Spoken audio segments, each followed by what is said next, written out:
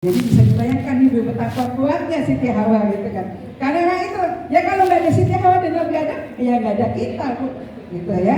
Nah, bisa jadi kita adalah hasil daripada ya bertemunya Nabi Adam. Sebab kalau diurut-urut kita juga semua akan berporos kepada Nabi Adam dan Siti Hawa. Itu yang pertama. Jadi wanita itu Bu, pada dasarnya dia memiliki kekuatan yang sangat luar biasa. Ini baru Siti Hawa. Kemudian yang kedua adalah Siti Sarah. Siapa Siti Sarah Bu? Siapa? Istrinya Nabi Ibrahim alaihi salam.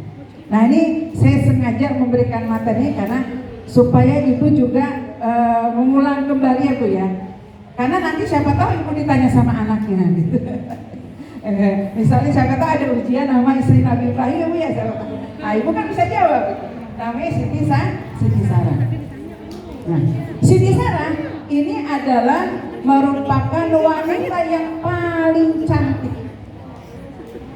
Wanita yang paling cantik. Tapi kecantikan Siti Sarah ternyata Allah sebetulnya belum mentakdirkan sih. Artinya Siti Sarah sudah merasa karena sudah sekian tahun menikah dengan Nabi Ibrahim, ternyata belum juga dikaruniai anak. Nah, ceritanya gini Bu. Ceritanya pada masa hidup Nabi Ibrahim dan Siti Sarah pada saat itu, ada seorang raja yang zalim, penguasa yang zalim. Namanya Raja Firaun. Tapi di sini Bu, Raja Firaun itu adalah sebuah gelar bagi penguasa yang zalim. Jadi perlu ibu ketahui bahwa nama Firaun itu bukan hanya ada di zaman Nabi Musa. Jadi di zaman Nabi Ibrahim pun ada yang namanya Firaun. Jadi Firaun itu adalah penguasa yang zalim. Nah ceritanya si Firaun ini Bu mencari wanita-wanita yang cantik untuk dijadikan selirnya. Selir itu apa Bu? Wanita kedua. Apa namanya? Istri inilah ya, piaraan gitu ya. Selir, cadangan gitu. Ya selir. Nah kenapa? Karena saking cantiknya Siti Sarah. Tapi ternyata ibu sekalian berbahagia, melalui doa-doa yang dilantunkan oleh Siti Sarah tadi dan juga dibantu oleh Nabi Ibrahim, ternyata Raja Firaun ini tidak sanggup. Ya, artinya dia lepaskan Siti Sarah. Kemudian sambil si Firaun ini memberikan seorang budak kepada Siti Sarah. Siapa budaknya Bu? Siti Hajar. Ya, budaknya ada Siti Hajar. Nah, lanjut ya. Tadi yang kedua Siti Sarah. Nah yang ketiga karena ini ceritanya masih berbarengan, maka kita lanjut saja. Yang ketiga adalah wanita pengukir sejarah itu adalah Siti Hajar. Nah ceritanya begini. Kenapa bisa ada Siti Sarah dan Siti Hajar dalam kehidupan Nabi Ibrahim?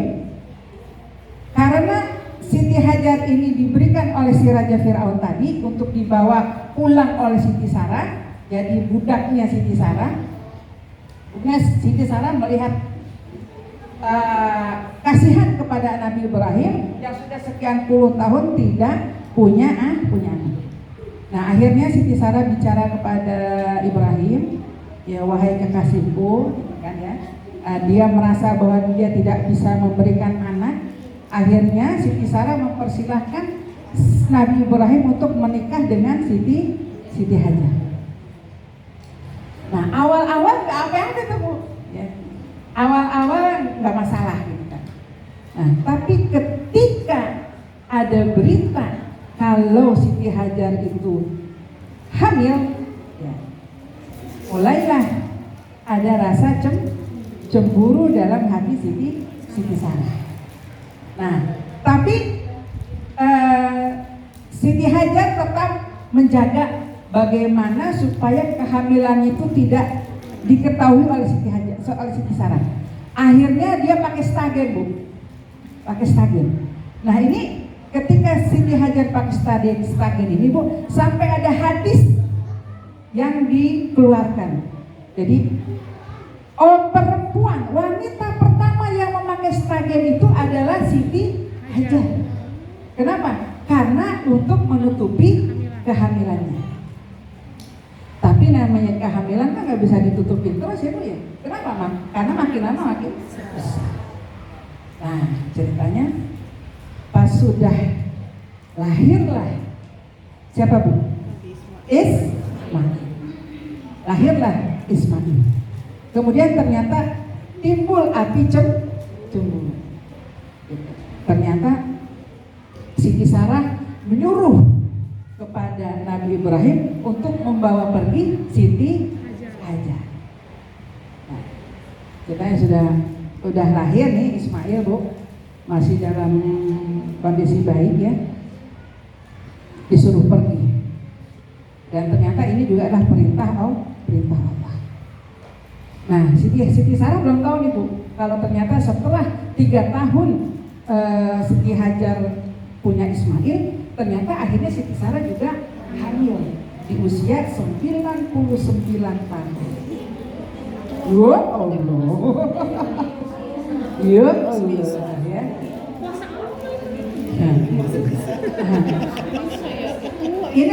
Ini kenapa? Karena puasa Allah. Wah, astagfirullah. Kalau sekarang mah kagak mungkin, Bu. Ya, Ibu jangan ngeliat zaman sekarangnya. Ya, ini Siti Sarah zaman dulu 99 tahun mah kayak kita sekarang ya berapa tahun gitu ya. 30 kali ya. Nah, terus, Bu. Nah, ini nih yang mesti kita pahami, bahwa gimana seorang wanita harus hidup mandiri. Nah, ceritanya ini diabadikan oleh Allah dalam surah Ibrahim ayat 37. Ketika Nabi Ibrahim membawa Siti Hajar di suatu tempat yang tidak ada apa-apa dan tidak ada siapa-siapa. Ya. Kemudian Siti Hajar berkata kepada Ibrahim, "Wahai suamiku, apakah engkau akan meninggalkan aku dan anakku Ismail di tempat yang tidak ada apa-apa dan tidak ada siapa-siapa?" Nabi Ibrahim tidak menjawab. Sampai 3 kali. Ditanya yang kedua, Nabi Ibrahim tidak jawab. Ditanya yang ketiga, Nabi Ibrahim juga tidak jawab. Akhirnya Siti Hajar berpikir, wah, Nabi Ibrahim ini kan sangat taat kepada Allah. Makanya yang keempat dia bertanya, "Wahai suamiku, wahai kekasihku, apakah engkau meninggalkan aku di sini? Ini karena perintah Allah?" Ketika disebut nama Allah, maka Nabi Ibrahim menjawab, "Ya, ini adalah perintah Allah." Kemudian apa jawaban dari Siti Hajar? Jawaban Siti Hajar adalah, kalau memang ini perintah Allah, maka aku yakin Allah tidak akan menyia-nyiakanku. Ini artinya apa, Bu?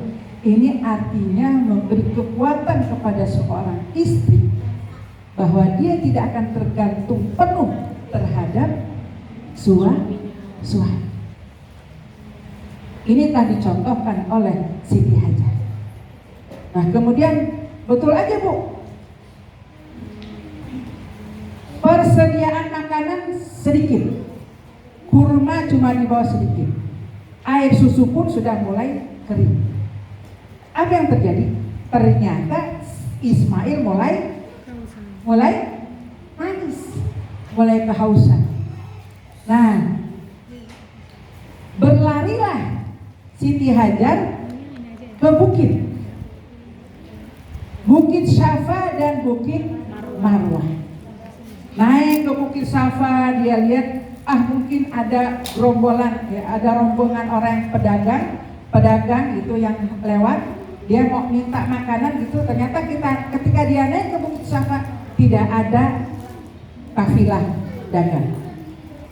Dia turun, naik lagi ke Bukit Marwah, dilihat nggak ada, turun lagi, naik lagi ke Bukit Syafa, dilihat nggak ada, turun naik Bukit Syafa ke Bukit Marwah kurang lebih sampai 7 kali. Nah, ini dalam umroh ataupun haji disebut apa, Bu? Sa'i. Sa'i itu berlari-lari kecil dari Bukit Syafa ke Bukit Marwah sebanyak 7 kali.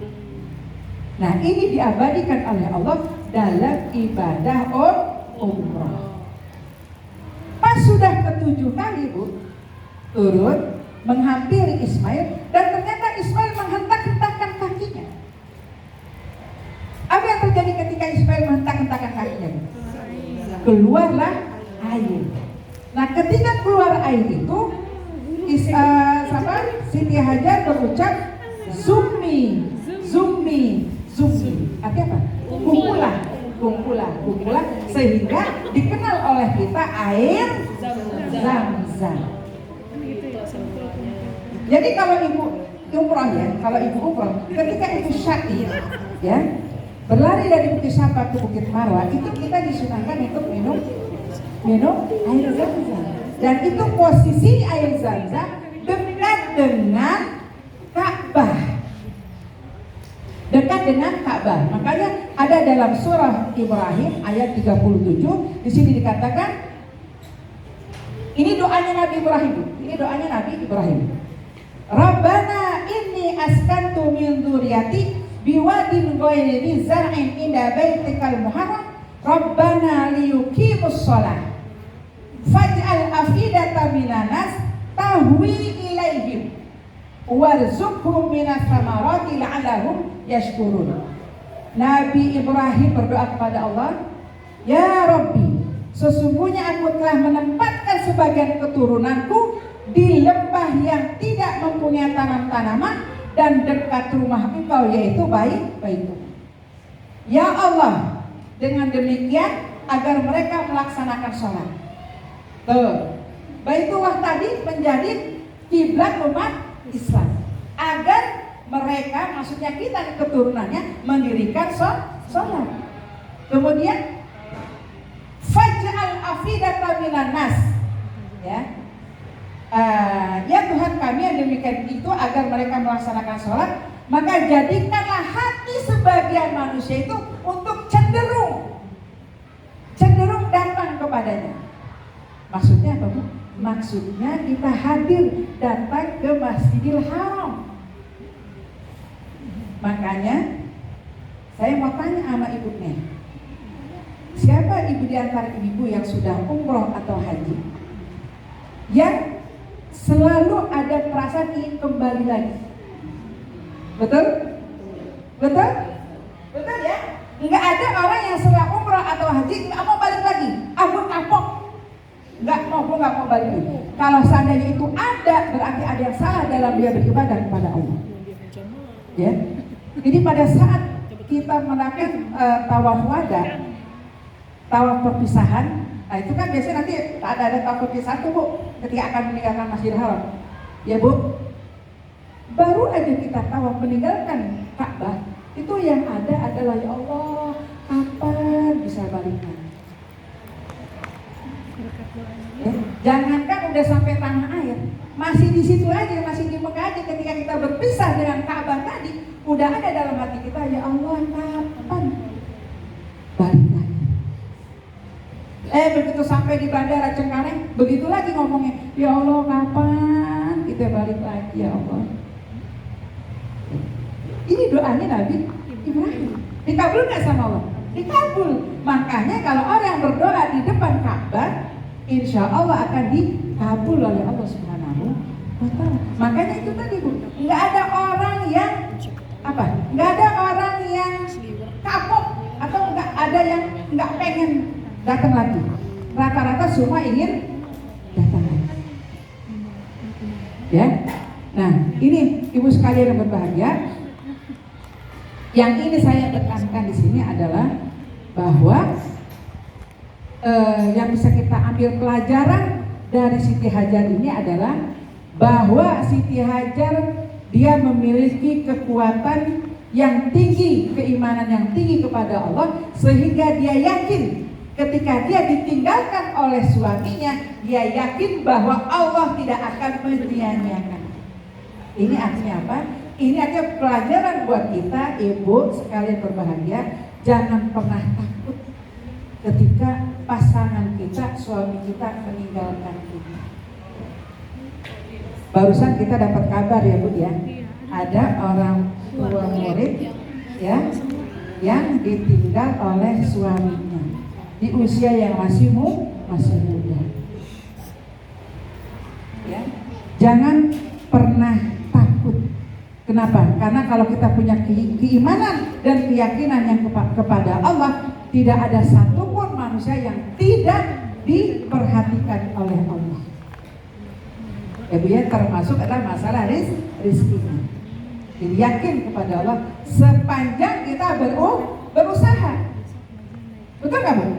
Ya, kebetulan saya juga punya jamaah yang mereka single parent, tapi mereka luar biasa.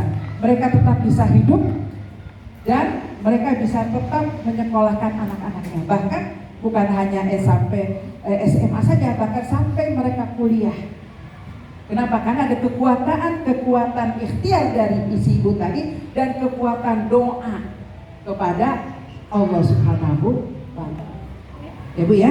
Jadi di sini perlu kiranya kita bersama-sama untuk ketika kita mendidik anak, jangan lupa doa seorang ibu itu akan memberikan pengaruh yang besar terhadap kondisi anak-anak kita. Ya. Mohon maaf nih, makanya ibu-ibu kalau misalnya anak lagi ujian, jangan cuma nyuruh belajar, tapi ibu kagak doa sama Allah. Kalau anak lagi ujian, bantu doa. Ya Allah, berikanlah kemudahan kepada anakku dalam ujiannya, kayak gitu. Berikan hasil yang baik, jadikan mereka anak yang soleh dan soleh, seperti itu. Jadi jangan kita terus menuntut anak untuk berhasil dari segi pendidikan, tapi kita tidak bantu dalam hal hubungan kita kepada Allah. Kenapa? Karena sekali lagi yang menguasai jiwa kita, yang menguasai anak-anak kita adalah Allah. Kita minta kepada Allah yang memberikan jiwa kepada anak-anak. Setuju? Setuju? Salah ya. Nah, kemudian pelajaran apa yang kita bisa ambil dari Siti Sarah? Pelajaran yang kita ambil dari Siti Sarah adalah bahwa jangan pernah berputus asa ketika kita ingin mendapatkan sesuatu. Kebetulan yang dipengin sama Siti Sarah adalah anak. Nah, ternyata ketika dari Siti Hajar sudah punya anak Ismail, 3 tahun kemudian Siti Sarah hamil dan punya anak namanya Ishak. Masya Allah Bu, dari kedua ibu ini ya, lahirlah Ismail dan lahirlah Ishak. Ternyata keturunannya semua menjadi nabi. Nih, jadi ibu harus paham juga nih. Dari Siti Hajar lahir Ismail, dari Ismail terus lahirlah Nabi Muhammad Sallallahu Alaihi Wasallam.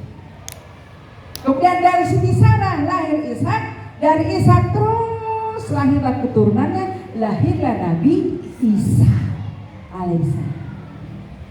Jadi kalau dipikir-pikir antara Nabi Muhammad dan Nabi Isa semua berujung kepada Ibrahim. Paham Bu sampai sini Bu? Paham ya? Gitu. Jadi ibu sekalian berbahagia, ternyata para nabi yang ada di dunia ini semua berujung pada Ibrahim.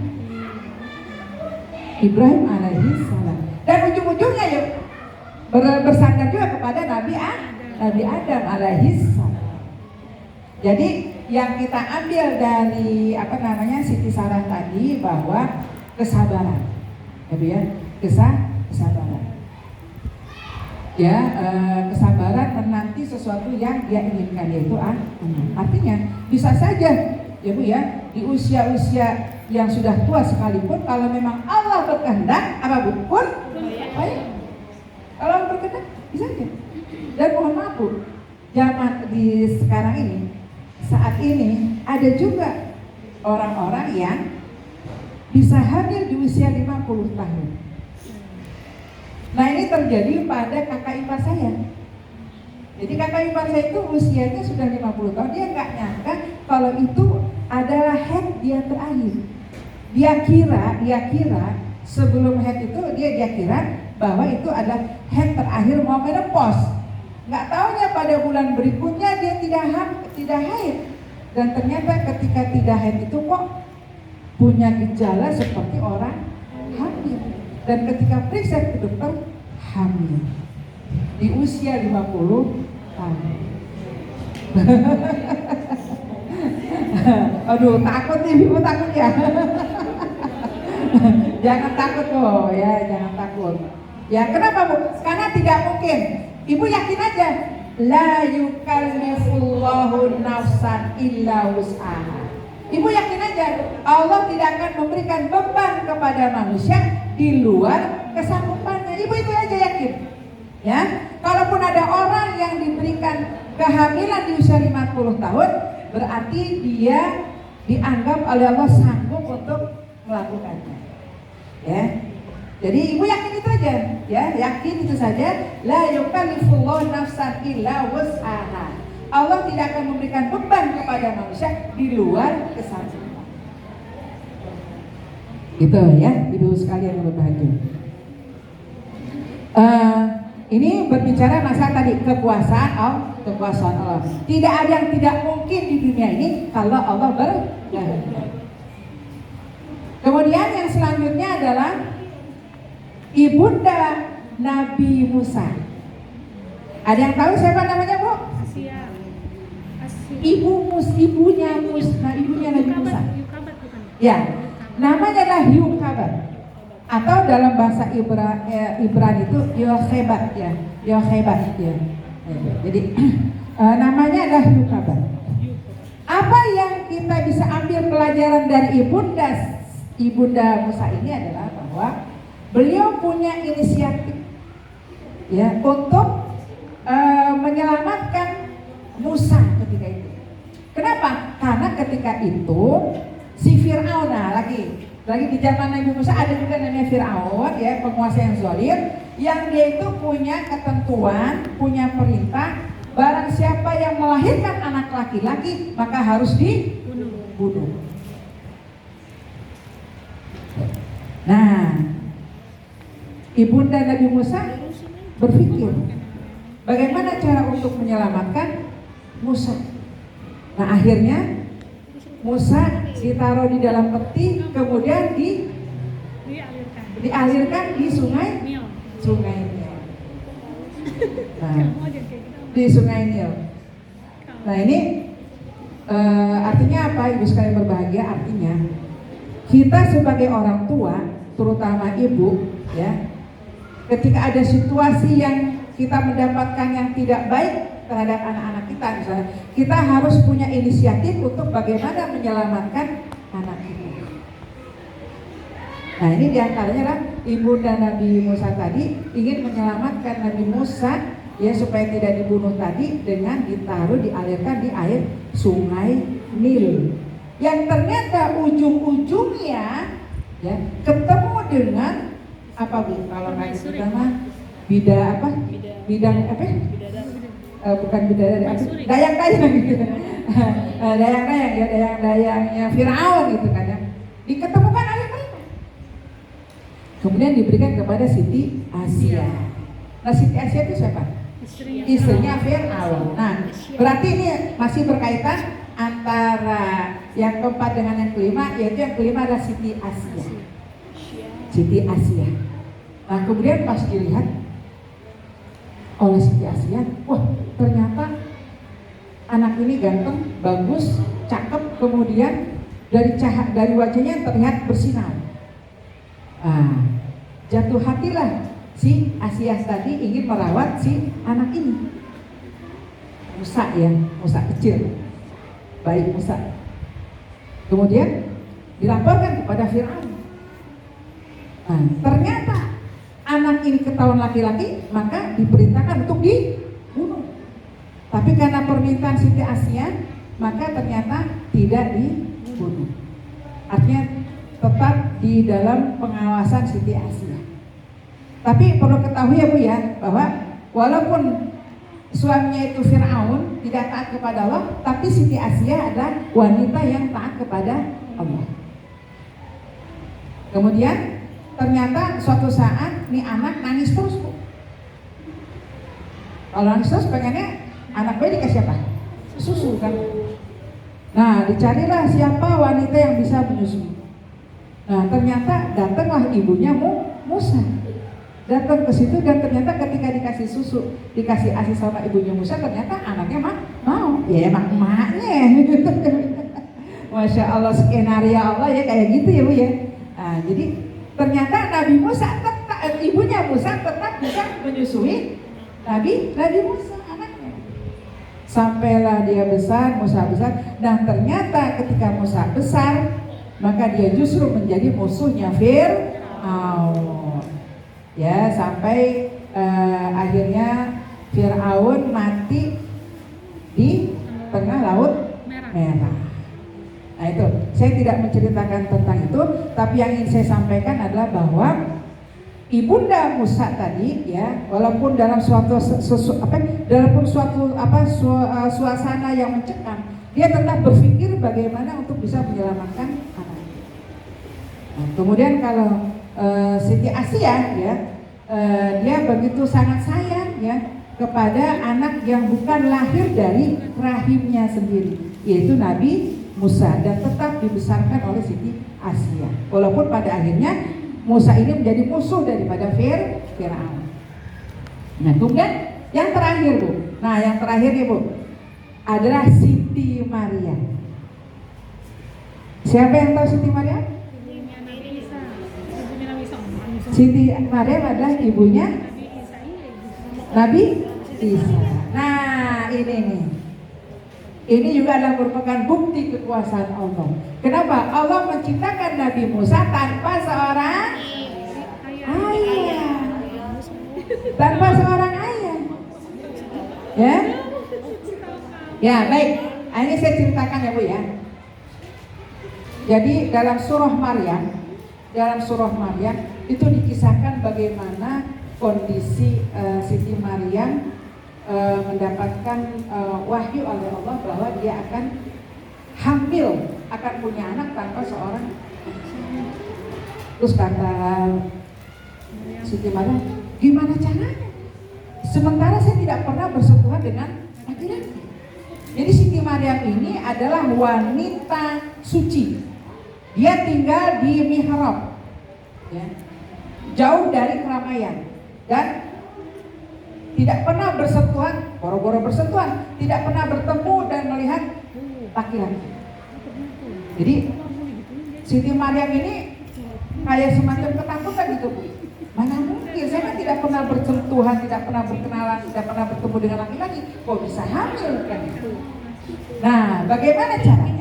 Ternyata dalam surah Maryam itu juga dijelaskan bagaimana cara Allah meniupkan ruh ke dalam rahim Siti Maryam. Siapa yang meniupkan ruh? Yang meniupkan ruh adalah malaikat Jibril. Malaikat Jibril lah yang meniupkan ruh ke dalam rahimnya Siti Maryam. Nah, kemudian hamil lah Bu ya ceritanya. Hamil. Nah, ternyata kondisi itu juga sama seperti kita. Artinya ketika ada orang yang hamil tanpa seorang suami, kira-kira ramai nggak Bu? Ramai. Parah Bu. Ya. Padahal sama Bu, Siti Maryam ini lahir dari keluarga yang baik-baik, keluarga yang soleh. Jadi Maryam, kok bisa kamu hamil tanpa seorang suami? Padahal orang tua kamu itu adalah orang yang soleh. Ibumu soleh, ibumu soleha, bapakmu soleh, kok kamu bisa? Ya itulah biasalah Bu, menggunjing ya Bu ya. Nah akhirnya karena tidak tahan oleh guncingan tetangga tadi, akhirnya Siti Maryam pergi ke suatu tempat. Nah pada saat Siti Maryam ingin melahirkan Bu, ya, dia sempat memegang pohon kurma yang sedang berbuah. Nah, pada saat dia mengguncangkan pohon kurma tadi, maka berjatuhanlah pohon kurma tadi. Berarti pada saat Isa dilahirkan itu terjadi pada musim kemarau. Kenapa? Karena kurma itu biasanya panen di musim kemarau.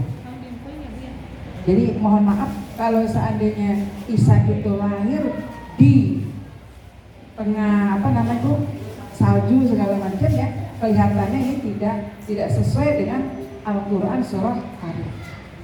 Jadi berpegang kepada pohon kurma sambil guncang-guncang. Kenapa? Karena saking sakitnya Bu melahirkan. Ya, jadi ternyata rasa sakit melahirkan pun dirasakan oleh Siti Maryam. Ya, nah pada saat ibu sekalian yang berbahagia, pada saat Siti Maryam sudah melahirkan, maka timbullah kegalauan dalam dirinya.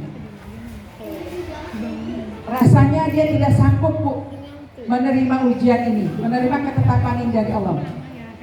Ada terbetik dalam pikirannya Siti Maryam bahwa dia ingin mati bunuh diri. Kalau begini kayaknya saya mendingan bunuh diri aja deh, saya mendingan mati aja deh. Kenapa nanti tidak sanggup dengan ocehan, hinaan, cacian, makian dari para tetangga. Ya Allah, saya mendingan mati aja kalau begini Allah. Ya. Tapi terus dikuatkan ya Bu ya, dikuatkan oleh Allah bahwa ya dia harus tetap bertahan. Nah, akhirnya Bu pada suatu saat ini ada di surah Maryam ayat 30.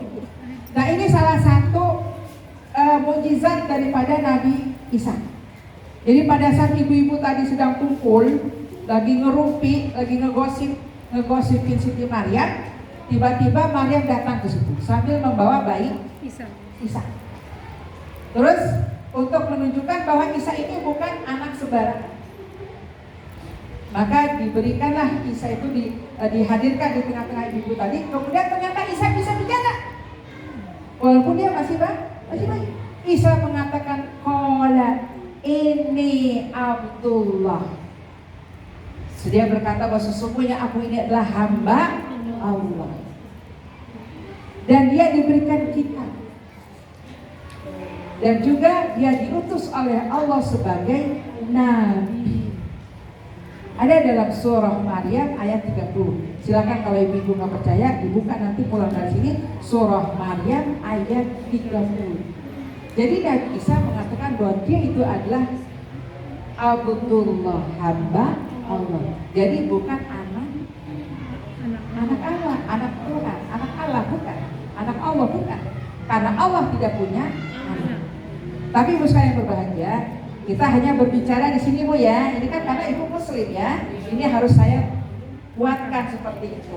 Tapi kalau kita berbicara di luar dengan teman kita, dengan saudara kita yang berbeda keyakinan dengan kita, ibu nggak usah bilang begitu ya. Nggak usah, itu biarkan. Itu adalah bagian dari keyakinan mereka. Ya Bu ya. Ini kenapa saya bicara begini? Karena saya harus menguatkan akidah ibu-ibu. Karena ini adalah perintah Allah, karena itu merupakan wahyu Allah yang menyatakan bahwa Isa itu adalah Abdullah. Isa itu adalah hamba Allah yang nanti akan dijadikan nabi oleh Allah Subhanahu wa Ta'ala. Nah ini, ibu sekalian berbahagia. Jadi inilah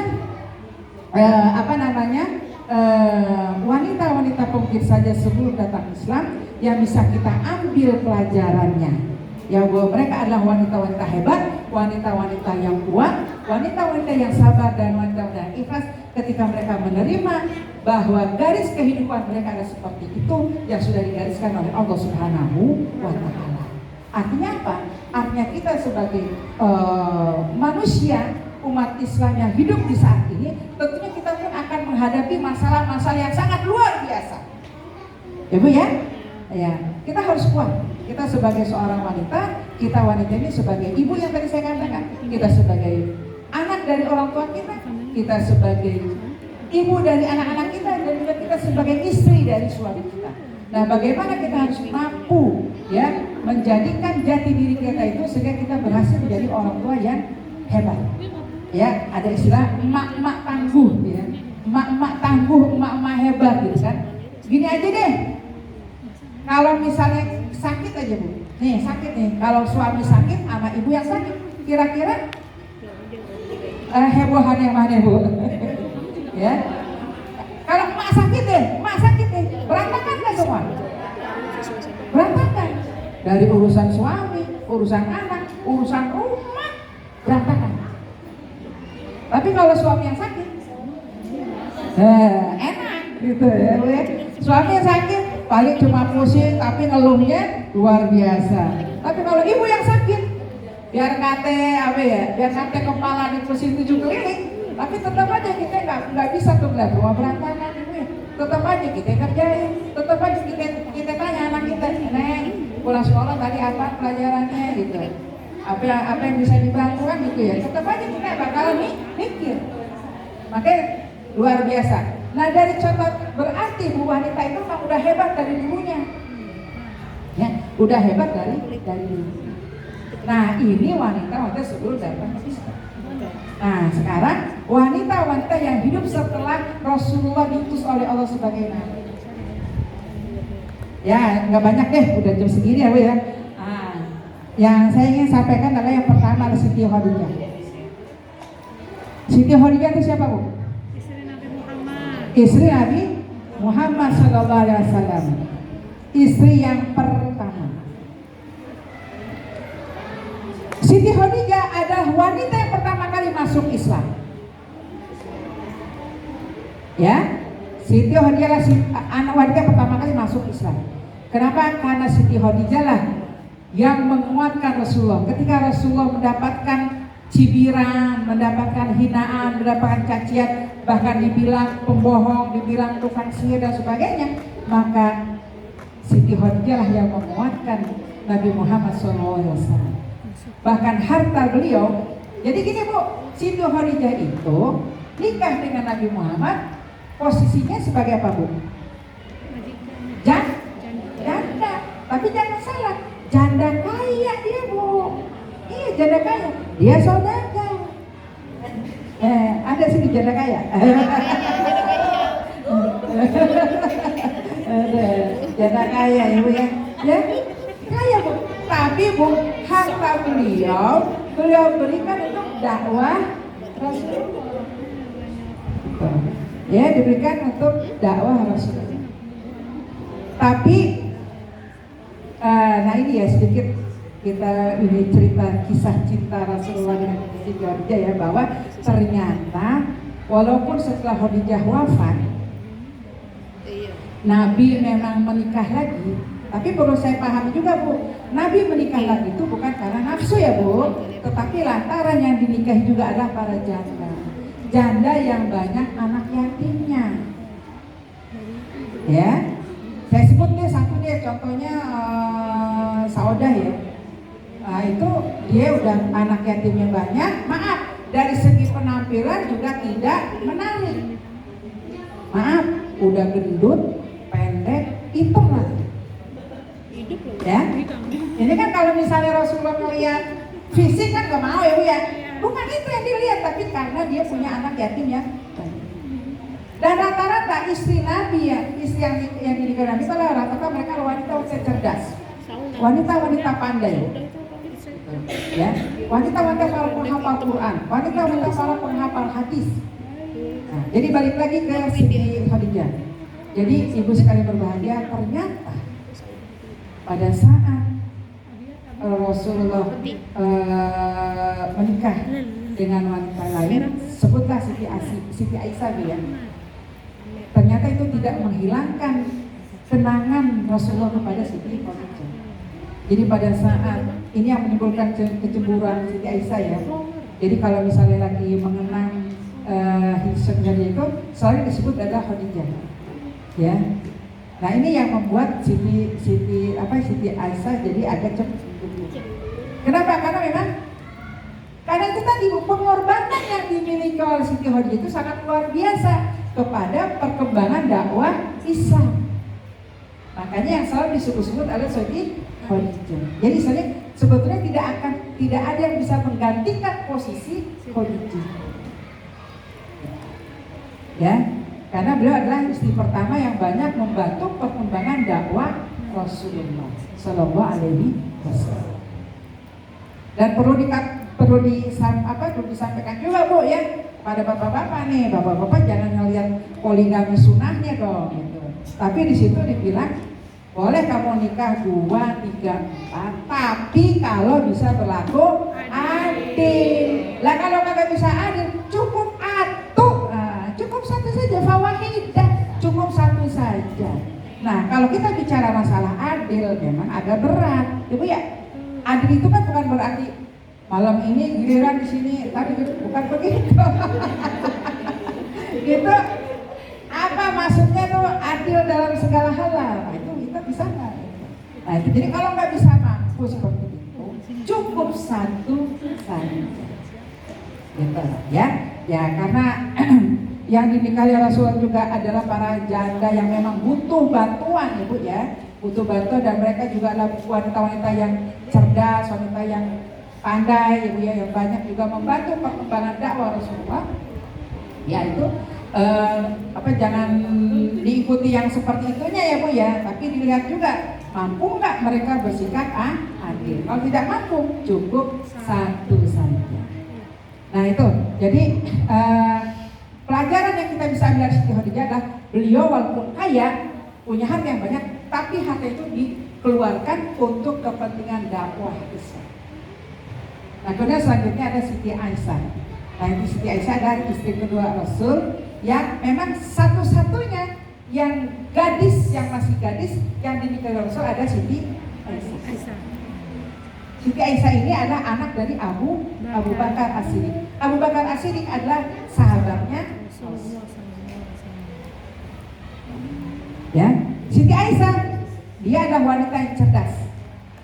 Ya, dia banyak, kurang lebih sekitar ada 2.000-an hadis yang dihafal. Makanya banyak ulama yang kalau bicara masalah hadis lebih percaya kepada Aisyah. Kenapa? Karena Aisyah hidup bersama Rasul. Jadi sehingga ada yang bertanya pada Aisyah, bagaimana sih akhlaknya Rasul? Aisyah mengatakan akhlak Rasul itu adalah seperti Al-Quran berjalan. Artinya apa? Artinya kalau kita bicara tentang akhlak yang ada di dalam Al-Quran, maka lihatlah kepada diri Rasulullah SAW, sehingga Rasul dikatakan uswatun hasanah. Laqad kana lakum fi Rasulillahi uswatun hasanah, bahwa dalam diri Rasulullah itu ada uswah, ada contoh teladan yang baik. Nah itu ya. Aduh, kayaknya kan nggak selesai nih. Banyak sebetulnya wanita-wanita yang setelah wanita pengukir sejarah setelah masa Rasulullah diangkat sebagai Rasul. Tapi saya cukup 2 aja ya. Yang ingin saya sampaikan di sini adalah ibu sekalian yang berbahagia, bahwa sesungguhnya wanita itu adalah merupakan salah satu unsur kekuatan masyarakat Islam. Jadi ibu sekalian berbahagia, saya ingin mengatakan bahwa pendidikan anak-anak itu adalah menjadi tanggung jawab kita sebagai ibu. Kenapa? Karena Rasulullah bersabda, al-ummu madrasatun ula. Ibu itu adalah sekolah pertama di rumah. Jadi betul apa yang tadi dikatakan oleh tadi ibu wakil kepala sekolah itu. Tadi ibu siapa Bu ya? Bu Yuli. Bu Yuli wakil kepala sekolah ya? Nah, benarlah apa yang dikatakan oleh beliau bahwa sekolah, bahwa ibu itu jangan menyerahkan semuanya anak-anak kepada sekolah. Harus ada apa Bu? Harus ada komunikasi, harus ada hubungan yang baik antara pihak sekolah dengan orang tua. Ya, jadi ibu sekalian berbahagia, saya katakan sekali lagi bahwa sejarah itu akan terus berulang. Sejarah akan terus berulang. Nah kalau kita melihat kondisi daripada wanita-wanita yang tadi yang sudah saya sebutkan tadi, bahwa mereka adalah wanita-wanita yang kuat, mereka adalah wanita-wanita yang hebat, dan kita juga bisa melakukannya. Asalkan kita memiliki kekuatan dan keimanan yang tinggi kepada Allah Subhanahu wa Ta'ala. Oleh karena itu sekalian berbahagia, jangan pernah meninggalkan Allah. Ya, baiklah sekalian berbahagia, karena sudah jam 11 lewat berapa menit ya? Lewat 20 menit. Maka saya rasa cukup sekian dari saya. Kalau ada yang mau bertanya, saya persilahkan. Ya, ini nggak ada moderatornya ya. Ya. Baik ibu sekalian, mohon maaf yang namanya Mama Alarik yang mana ya? Mama Alarik yang mana ya? Oh, ibu. Ya, salam kenal ya bu. Ya, baik, ini saja mungkin yang bisa saya sampaikan. Kalau memang ada yang mau bertanya, silakan bu. Saya persilahkan. Oh iya. Minta diulang lagi wanita-wanita hebat dalam Islam. Oh yang tadi. Ya, ini kan ada dua ya. Ada yang sebelum datangnya Islam, ada yang setelah datangnya Islam. Sebetulnya yang setelah datangnya Islam, setelah Rasulullah diutus maksudnya, itu sebenarnya banyak. Cuma karena waktu, saya cuma membatasi dua aja. Sebelum datangnya Islam atau sebelum Rasulullah itu diutus menjadi nabi, yang pertama adalah Siti Hawa, yang kedua Siti Sarah, yang ketiga Siti Hajar, yang keempat ibunya Nabi Musa yaitu Yumabat, yang kelima Siti Asia, yang keenam Siti Maryam. Gitu. Kemudian yang setelah Rasul diutus itu sebenarnya banyak, tapi saya cuma batasi cuma dua, Siti Khadijah dan Siti Aisyah. Nah, jadi ibu sebetulnya jadi wanita karir itu bukan zaman sekarang aja bu. Ya, di zaman Nabi juga udah ada wanita karir. Yaitu contohnya ada Siti Khadijah. Hebat loh dia bu. Ya. Sampai Rasulullah itu sebelum Rasul nikah dengan Siti Khadijah itu adalah apa namanya ya? Nabi Muhammad itu bekerja dengan apa namanya dengan Khadijah gitu. Jadi karena dilihat kejujuran Nabi ya bu ya, amanahnya Muhammad, sehingga Siti Khadijah tertarik untuk menikahi Muhammad. Jadi ketika itu Siti Khadijah berusia 40 tahun, Nabi Muhammad masih berusia 25 tahun. Ya. Nah sekarang ada nggak yang begitu bu? Istrinya lebih tua dari suaminya? Ada, jadi ada bu yang begitu ya. Jadi Nabi Khadijah itu usianya 40 tahun, menikah dengan Rasulullah yang usianya baru 25 tahun. Siti Khadijah dapat daun muda. Dapat apa bu? Berondong banget itu ya. Siti Khadijah dapat berondong yang usia lebih muda. Ya, itu saja mungkin yang bisa saya sampaikan. Lebih kurangnya mohon maaf. Ada ibu pertanyaan? Ada yang mau bertanya? Ya, ada yang mau bertanya? Di luar ini juga nggak apa-apa. Di luar materi yang tadi saya sampaikan nggak apa-apa. Ada yang barangkali ada yang mau ditanyakan? Ngapain? Ya, atau cukup? Sudah cukup? Cukup ya? Insya Allah ya. Insya Allah ibu sekalian berbahagia. Kita sama-sama punya spirit yang sama-sama punya semangat yang sama, ya Bu ya, untuk bisa menjadikan anak-anak kita menjadi anak yang soleh dan soleha. Bukan hanya pintar secara ilmu ya Bu ya, bukan hanya pintar secara pengetahuan, tapi juga baik dari segi akhlak, ya Bu ya. Dari segi tadi masalah ibadah ya. Tadi kan Bu Yuli bilang, jadi masalah akhlak anak-anak juga harus diperhatikan, ya Bu ya. Jadi mohon maaf Bu, mohon maaf. Saya setuju dengan Ibu Yuli tadi bahwa tolong Bu didik anak-anak kita untuk tidak berkata-kata yang kasar, untuk tidak